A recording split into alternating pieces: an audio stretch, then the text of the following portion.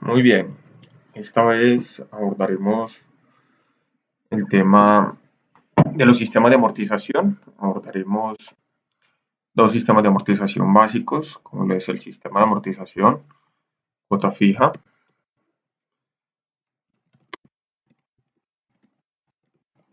Entraremos a validar los elementos claves de este sistema de amortización y por otro lado trabajaremos en esta otra hoja de Excel, trabajaremos el sistema de amortización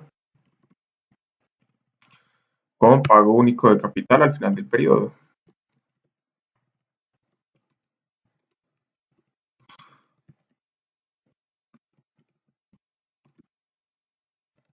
Son dos sistemas de amortización que tienen sus bondades, ¿de acuerdo? Son sistemas de amortización que eh, necesitan de ciertas variables para poderse gestar, ¿sí?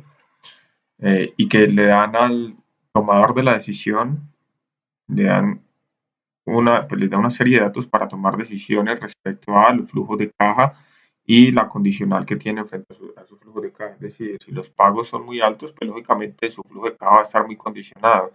Sin embargo, hay otro sistema de amortización, ya lo vamos a ver, cuyos flujos de caja no sufren mayor impacto en la medida en la que el valor de los pagos o las cuotas tienden a ser un poco menores. Entonces, vamos a ver de qué se trata.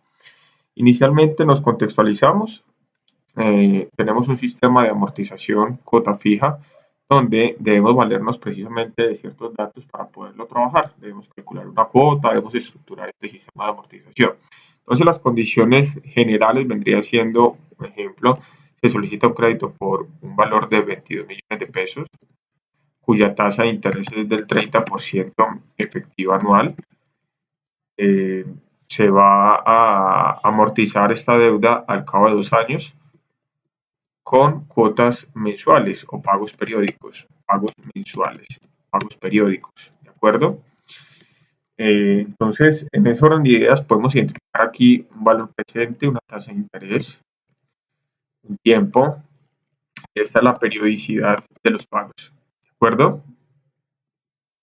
Y en ese orden de ideas, bueno, siempre recomendamos trabajar los datos en Excel en los formatos correspondientes. Y en ese orden de ideas, aquí tenemos nuevamente un contexto. Estamos hablando de un crédito por un valor de 22 millones de pesos a una tasa de interés del 30% efectivo anual, un tiempo de 2 años. Los pagos son mensuales. Aquí nosotros debemos nuevamente, pues, validar que todos los datos estén coherentes para poder trabajar el ejercicio. En ese orden de ideas, si tenemos una tasa de interés efectiva anual del 30%, esta tasa debemos encontrarla o debemos convertirla en una tasa efectiva mensual porque los pagos son mensuales. Y pasa lo mismo con el tiempo. El tiempo debe ser en meses, ¿de acuerdo?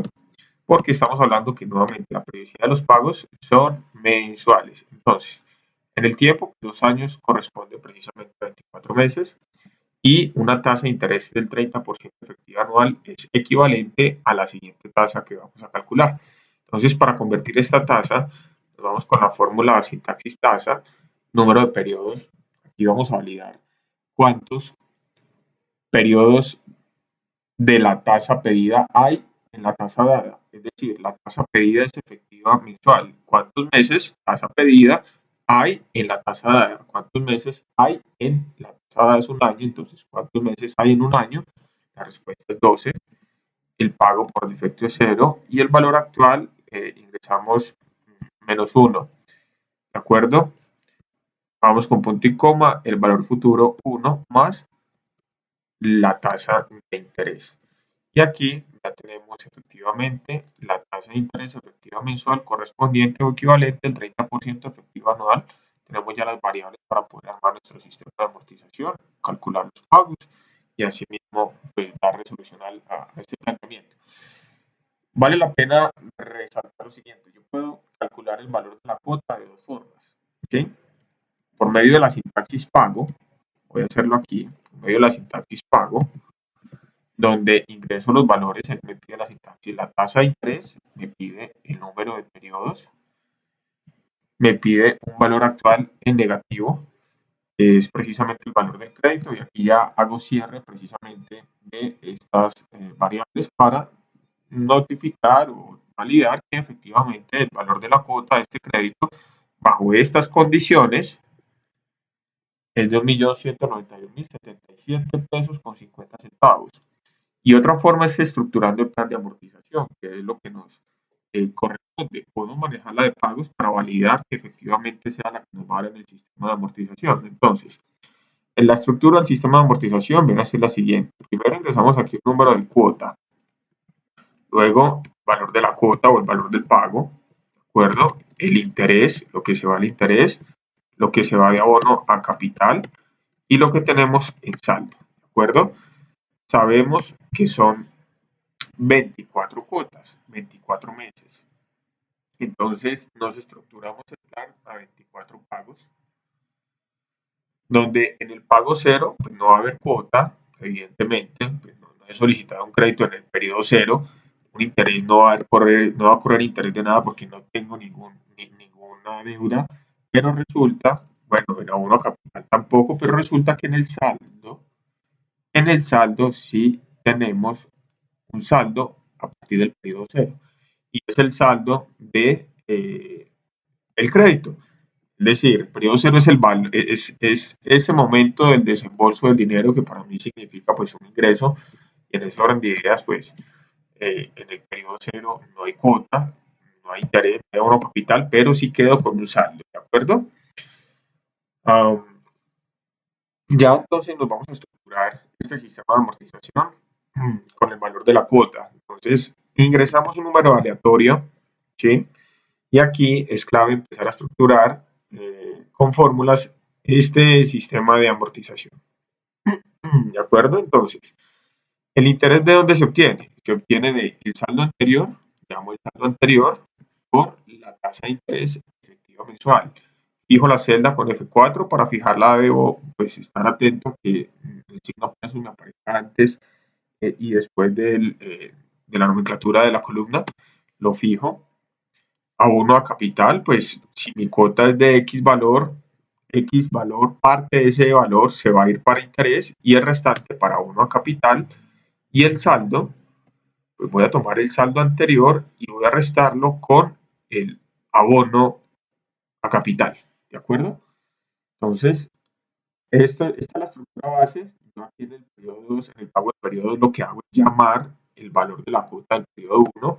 ¿Y esto para qué? Para que cuando yo llegue a cambiar esta cuota 1, pues automáticamente se me cambien los otros valores. Eso lo que hacemos es llamarlo en la cuota 2. Si yo no lo llamo y simplemente arrastro a partir de acá, arrastro la celda, ustedes se van a dar cuenta, cuando cambie el valor de la cuota 2, no, bueno, si ustedes se van a dar cuenta acá, qué pena, cuando cambie el valor de la cuota 1, no me va a cambiar el valor de la cuota 2 y yo necesito que las cuotas sean iguales, que se me ajusten. Por eso lo que hago es llamarlo.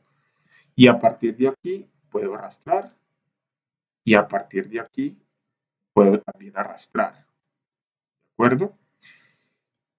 Recomendación, démosle el formato a las celdas que correspondan, si son pesos, pues todo es pesos, bien.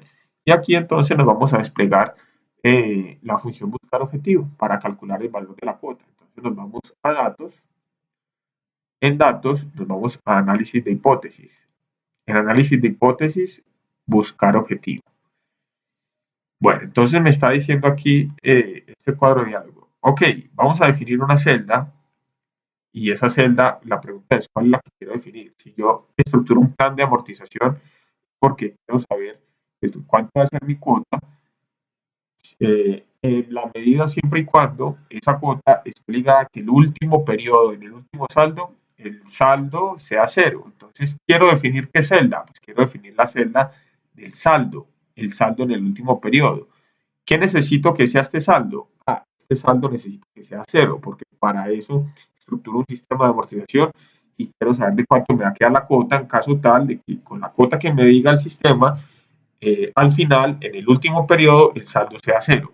Cambiando qué celda, me está pidiendo, ok, entonces decime cómo quieres que te haga ese ajuste, qué celda quieres que te cambie para que vos al final, en el último periodo, el saldo te lo tengas cero, ¿no? Entonces, cambiando qué celda, vamos a cambiar la celda de la cuota 1. Bien, si cambiamos la cuota 1, como hicimos el proceso anterior, lo que se recalcó y era llamar la siguiente celda, me va a cambiar automáticamente el resto de las cuotas y él va a hacer su cálculo. Entonces, ya hizo su cálculo y me dice que la cuota fija, por eso se llama sistema de amortización cuota fija, la cuota fija, fíjense que todos los periodos va a dar lo mismo y en el último periodo el saldo va a ser cero. Y si ustedes van a notar, el valor de la cuota es el mismo valor que obtuve con la función de pago. Este es el sistema de amortización, cuota fija. Tengo estos datos y así es como se completa, ¿de acuerdo? Vámonos con el sistema de amortización con pago único de capital al final del periodo.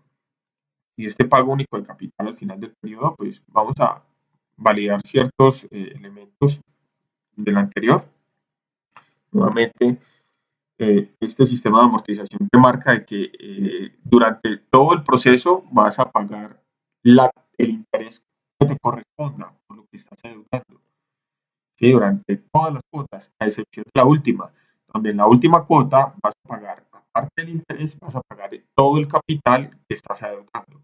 Entonces, durante todos los periodos solamente vas a pagar el interés, a excepción de la última cuota, donde vas a pagar interés más el capital adeudado. Entonces, nuevamente nuestras variables, valor presente 22 millones de pesos. Tenemos por acá una tasa de interés, trabajemos una tasa de interés diferente para hacer también el proceso de conversión de tasas aquí en Excel. Manejemos una tasa de interés del 0.5% efectivo bimensual. El tiempo manejémoslo de 2 años también. Y la periodicidad también manejémosla mensual. Entonces, en ese orden de ideas, lo primero que se detecta es que si la periodicidad mensual, pues los pagos, la periodicidad de los pagos es mensual, tanto la tasa de interés como el tiempo debe estar en la misma periodicidad de los pagos. Entonces, si los pagos son mensuales, el mes o el tiempo debe estar mensual, ¿de acuerdo? Es decir, si esta periodicidad fuera semestral, el tiempo debería ser semestral y la tasa de interés semestral. Pero como la periodicidad mensual, entonces el tiempo es mensual, 2 años equivale a 24 meses y la tasa de interés debería ser efectiva mensual.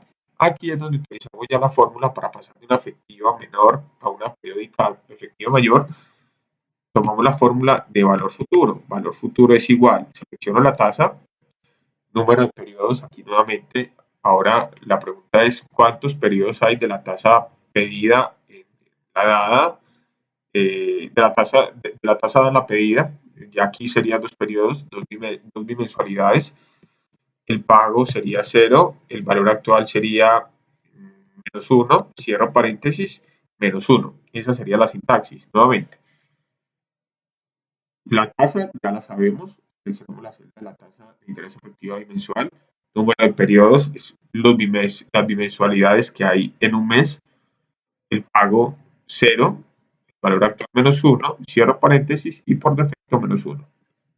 Cuando hago esto, lo cambio de formato, lo voy a encontrar que la tasa efectiva mensual equivalente al 0.5 efectivo bimensual es de 1.0025%, igual aquí pues el Excel me tiene en cuenta todos los decimales, ¿de acuerdo? Entonces aquí ya tengo las variables para poder estructurar el sistema de amortización. Nuevamente puedo calcular el valor de la cuota. Recordemos que no va a ser el mismo valor de la cuota anterior porque la cuota anterior, el sistema anterior se estaba trabajando con una tasa diferente. Aquí va la tasa de interés cambió para poder ver cómo se hacía esa conversión de tasa. Entonces, nuevamente estructuramos nuestro sistema de amortización, número de cuota, el valor de la cuota, el interés, el abono a capital y el saldo. Aquí estructuramos este.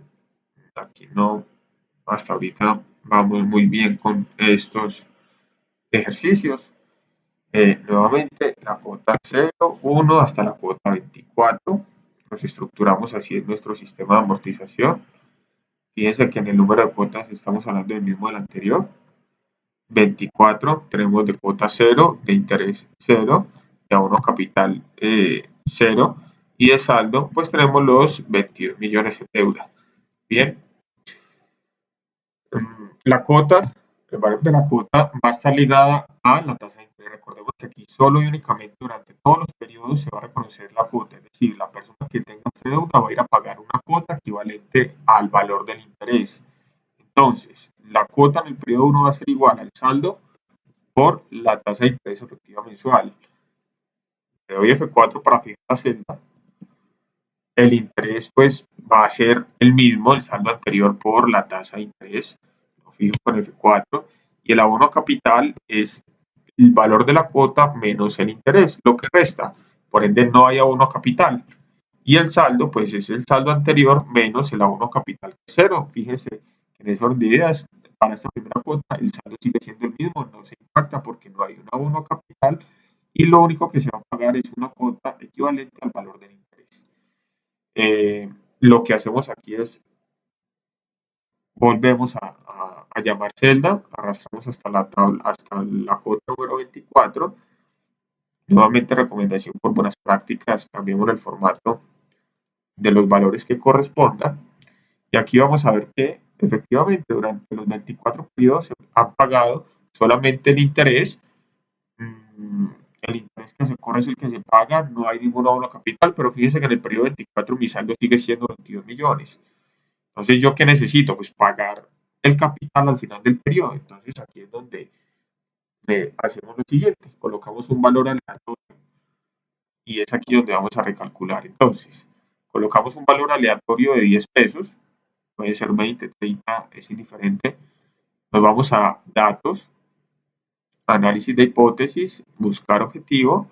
Vamos a definir nuevamente esta celda con el valor de 0, cambiando la celda número la cuota 24, la celda B33 que corresponde a la cuota número 24. Cuando le damos a aceptar, pues él inmediatamente me va a calcular. Que vea, si usted quiere definir este último valor con el valor de 0, de acuerdo a lo que usted tiene formulado y al valor que usted tiene aquí aleatorio, pues le decimos que ese valor aleatorio ya no es aleatorio. Ya usted, para que aquí sea 0, usted tiene que pagar, o ese valor es de 22.220.550 pesos. ¿Qué quiere decir esto? Que se va un valor para el interés y se va otro valor para el abono capital, que efectivamente es lo que, lo que estaba deudando, por ende mi saldo en el periodo 24 va a ser 0. ¿De acuerdo? Entonces, este es otro sistema de amortización que se trabaja. Vamos a comparar ambos sistemas. Me voy a llevar este primer sistema que hicimos, me lo voy a llevar a esta otra parte para poder comparar realmente pues con cuál de los dos sistemas me conviene quedar, ¿cierto? Manejando lógicamente las condiciones que correspondan, las mismas condiciones. Entonces, para este ejercicio, nosotros modificamos la tasa de interés. Vamos a trabajar con la misma tasa de interés del primer ejercicio. Vamos a llamarnos la tasa de interés para decirle, ok, trabajemos la misma tasa. Vamos a recalcular, al momento de cambiar la tasa, pues hay que recalcular este último dato, ¿sí? El saldo del sistema de amortización con pago único de capital al final del periodo, con el valor de 0, cambiando nuevamente esta celda. Y aquí ya tengo todo alineado, es decir, los dos sistemas ya están con la misma tasa de interés, con el mismo pago, está absolutamente todo igual. Aquí se me modificó este sistema de amortización, se desajustó, vamos a volverlo a ajustar. Sabemos que el saldo son los mismos 22 millones de pesos, ¿de acuerdo? Yo les sugiero vuelvan a hacer el sistema de amortización, pero aquí ya tenemos los mismos valores. Entonces, ¿qué se puede notar? Sistema de amortización con pago único de capital al final del periodo libera flujo de caja a quien está debiendo el dinero, donde el valor de la cuota va a ser mucho más baja que quizás el valor de la cuota de quien asume un crédito con un sistema de amortización cuota fija. ¿Eso a qué se debe? A que aquí nuevamente solamente se está pagando el interés y por ende no hay abono capital. Pero resulta que aquí quien se fue por este sistema de amortización cuota fija está pagando un interés y el restante sea abono capital. Por lo tanto, el abono capital hace que el saldo se reduzca y al reducirse el saldo, pues lógicamente impacta el interés pagado, la cuota sigue siendo fija, entonces si el interés se reduce, a razón de que hay más abono a capital y hay menos saldo, pues el efecto va a ser bien interesante para analizar. Entonces, al final, lo que se ve es efectivamente, ok, si mi decisión es por flujo de caja, muy seguramente se contemplará esa alternativa, porque quizás en los primeros meses estoy un poco fuerte, rígido en el flujo de caja, no tengo mucha maniobrabilidad, entonces quizás no voy a arriesgarme un poco a llegar a impago, y lo que voy a hacer es aliviar mi flujo de caja, asumiendo una cuota de este compromiso, y al final del periodo, o al final de todo el plan, pues sí asumo el valor del capital.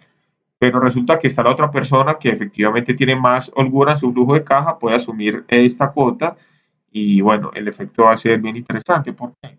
Porque si vamos a ver cuánto paga en total la persona que se fue por este primer sistema de amortización, que es abono, pago de capital al final del periodo, va a pagar un total de 33.671.150 pesos. Eso, pues, vamos aquí a comparar respecto a lo que paga la persona que asume una cuota fija.